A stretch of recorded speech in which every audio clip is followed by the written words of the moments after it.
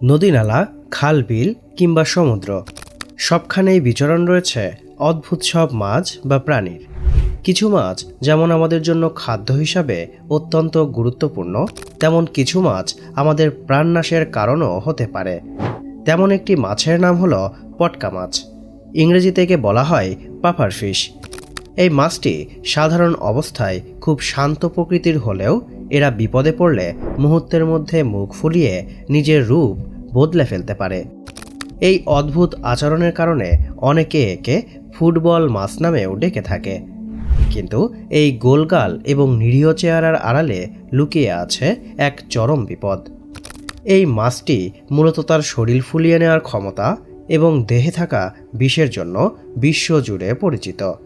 তাই এই ছোট্ট মাছটিকে পৃথিবীর অন্যতম বিষাক্ত মাছ হিসাবে গণ্য করা হয়।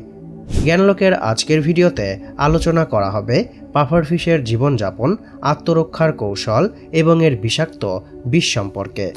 আপনি যদি জ্ঞানলোক চ্যানেলে নতুন হয়ে থাকেন তাহলে অনুরোধ করব চ্যানেলটি সাবস্ক্রাইব করে বেল আইকনটিতে প্রেস করতে।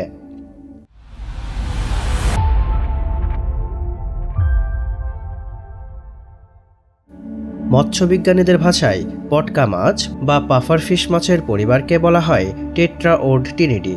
এই নামটি এসেছে মূলত দুটি গ্রিক শব্দের সমন্বয়ে। টেট্রা মানে 4 এবং ওডন্ট মানে দাঁত। নামের সার্থকতা বজায় রেখে এই মাছের চোয়ালের সামনে 4টি শক্তিশালী বড় দাঁত থাকে, যা দিয়ে এরা সমুদ্রের তলদেশে থাকা শক্ত খোলসাওলা শামুক বা অন্যান্য প্রাণীদের শিকার করে। এ পর্যন্ত পৃথিবীতে এই মাছের প্রায় 200টিরও বেশি প্রজাতি খুঁজে পাওয়া গেছে। এদের বেশিরভাগ লোনা পানিতে বাস করলেও মিঠা পানির পটকা মাছের সংখ্যাও কম নয়।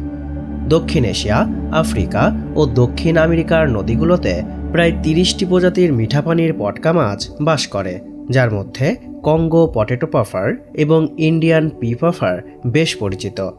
বাংলাদেশের সেন্ট মার্টিন দ্বীপসহ বিভিন্ন উপকূলীয় এলাকায় প্রায় পটকা মাছ হরহামেশাই দেখা যায়। এছাড়া আমাদের দেশের নদীগুলোতেও বিভিন্ন প্রজাতির পটকা মাছের আনাগোনা রয়েছে। পাফার ফিশ বা পটকা মাছ সাঁতারে খুব একটা দক্ষ নয়। অন্যান্য মাছের তুলনায় এদের গতি অনেক কম এবং ছোট পাখনার সাহায্যে এরা পানিতে ভেসে বেড়ায়। এই ধীরগতির কারণে এরা খুব সহজেই শিকারী প্রাণীদের লক্ষ্যবস্তুতে পরিণত হয়। কিন্তু প্রকৃতি এদের দিয়েছে এক অসাধারণ প্রতিরক্ষা ব্যবস্থা। যখনই কোনো পটকা মাছ বিপদের আভাস পায় তখনই সে তার শরীরকে স্বাভাবিকের চেয়ে কয়েক গুণ বড় করে ফেলে। বিজ্ঞানীরা একে বলে বুকাল পাম্পিং পদ্ধতি। এই পদ্ধতিতে মাছটি তার পাকস্থলীতে দ্রুত প্রচুর পরিমাণে পানি অথবা পানির বাইরে থাকলে বাতাস টেনে নেয়, যার ফলে এরা দ্রুত একটি গোলাকার রূপ ধারণ করে। এই মাছের শরীরে কোনো পাঁজরের হাড় নেই এবং এই মাছের ফুলকার পেশিগুলো বিশেষভাবে তৈরি করা, যার ফলে এরা সহজেই নিজের শরীরের আকারকে 3 থেকে 4 গুণ বড় করতে পারে এবং বিপদ কেটে গেলে আবার আগের অবস্থায় ফিরে আসতে পারে। শরীর ফুলিয়ে নেওয়ার ফলে শিকারী প্রাণীরা একে সহজে গিলতে পারে না। এটি পটকা মাছের জন্য জীবন বাঁচানোর সবচেয়ে শক্তিশালী কৌশলগুলোর মধ্যে একটি। কেবল শরীর ফুলিয়েই ক্ষান্ত হয় না পটকা মাছ, এদের ত্বকের নিচে থাকে ধারালো কাঁটা। মাছটি যখন স্বাভাবিক অবস্থায় থাকে তখন এই কাঁটাগুলো ত্বকের নিচে লুকানো থাকে, কিন্তু যখন এরা ভয় পেয়ে শরীর ফুলিয়ে ফেলে তখন এই লুকানো কাঁটাগুলো সাজারুর কাঁটার মতন খাড়া হয়ে বাইরে বেরিয়ে আসে। এই কাঁটাগুলো শত্রুর মুখে বিঁধে গিয়ে তাদের দূরে সরিয়ে রাখতে সাহায্য করে।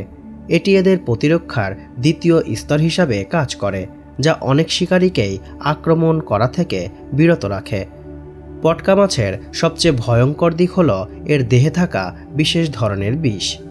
মজার ব্যাপার হলো মাছটি নিজে এই বিষ তৈরি করে না, বরং এরা যে খাবার খায় সেই খাবারের সঙ্গে থাকা বিশেষ কিছু ব্যাকটেরিয়া এদের শরীরে এই বিষ তৈরি করে। মাছের দেহে এক বিশেষ জিনগত পরিবর্তনের কারণে এই বিষ তাকে আক্রান্ত করে না, কিন্তু অন্য যে কোনো প্রাণীর জন্য এটি মারাত্মক প্রাণঘাতী অস্ত্র হিসাবে কাজ করে। এই বিষ মূলত মাছের যকৃৎ, ডিম্বাশয়, ত্বক এবং অন্ত্রে জমা থাকে। পটকা মাছের এই নিউরোটক্সিক বিষ সায়ানাইডের চেয়েও 1000 গুণ বেশি শক্তিশালী। এই মাছের বিষ সরাসরি মানুষের স্নায়ুতন্ত্রে আঘাত করে। এই বিষ শরীরে প্রবেশ করার পর এটি মস্তিষ্ক এবং শরীরের অন্যান্য অঙ্গের মধ্যে যোগাযোগ বিচ্ছিন্ন করে দেয়। বিষক্রিয়ার শুরুতে আক্রান্ত ব্যক্তির ঠোঁট ও মুখ অবশ হয়ে আসে। ধীরে ধীরে শরীরের পেশিগুলো অকেজ হতে থাকে এবং এক পর্যায়ে শ্বাস প্রশ্বাস বন্ধ হয়ে মানুষ মারা যেতে পারে। একটি সুস্থ সবল পটকা মাছের দেহে যে পরিমাণ বিষ থাকে তা দিয়ে অনায়াসে 30 জন পূর্ণবয়স্ক মানুষকে মেরে ফেলা সম্ভব। সবচেয়ে আতঙ্কের বিষয় হলো চিকিৎসা বিজ্ঞানে এখনও এই বিষের কোনো প্রতিষেধক বা অ্যান্টিডোট আবিষ্কৃত হয়নি। ফলে এই মাছ খেয়ে আক্রান্ত হওয়া ব্যক্তির জীবন বাঁচানো অত্যন্ত কঠিন হয়ে পড়ে। ভয়ঙ্কর এবং বিষাক্ত হওয়ার পরেও পটকা মাছ পৃথিবীর কিছু দেশে অত্যন্ত বিলাসবহুল খাবার হিসাবে বেশ পরিচিত। বিশেষ করে জাপানে এই মাছ ফুঙ্গু নামে পরিচিত এবং এটি সেখানে এক রাজকীয় খাবার হিসাবে বিবেচিত হয়। জাপানিদের কাছে টাইগার পাফারফিশ থেকে তৈরি হওয়া সাশিমি বা কাঁচা মাছের পাতলা টুকরো অত্যন্ত প্রিয় খাবার। জাপানে ফুঙ্গো বা পটকা মাছ রান্নার জন্য অত্যন্ত কঠোর নিয়ম মেনে চলা হয়। সেখানে এই মাছ রান্না করার জন্য শেফ বা বাবুর্চিদের বিশেষ লাইসেন্স থাকা বাধ্যতামূলক।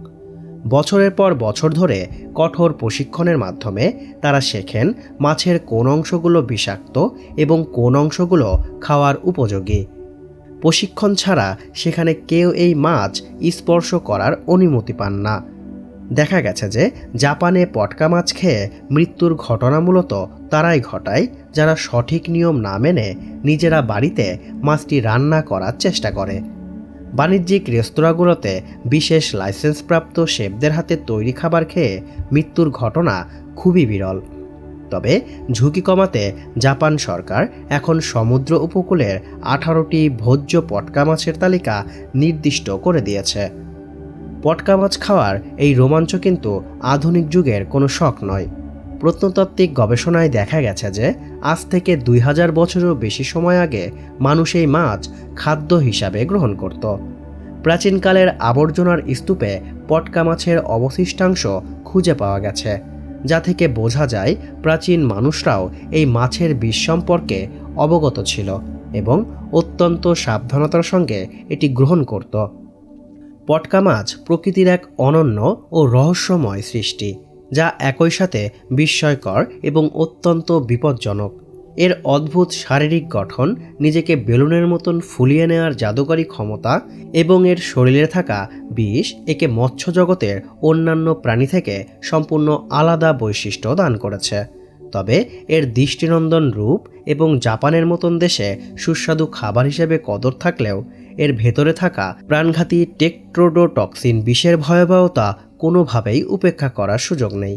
যেহেতু এই শক্তিশালী বিষের কোনো প্রতিষেধক বা অ্যান্টিডোট এখনও আবিষ্কৃত হয়নি, তাই এই মাছ নিয়ে সামান্য অসাবধানতাও অকাল মৃত্যুর কারণ হতে পারে। বন্ধুরা, ভিডিওটি শেষ পর্যন্ত দেখার জন্য আপনাদের সকলকে ধন্যবাদ। জ্ঞানলোকের আরও এমন ভিডিও দেখতে চাইলে আমাদের চ্যানেলটি সাবস্ক্রাইব করতে ভুলবেন না। সবাই ভালো থাকবেন, সুস্থ থাকবেন।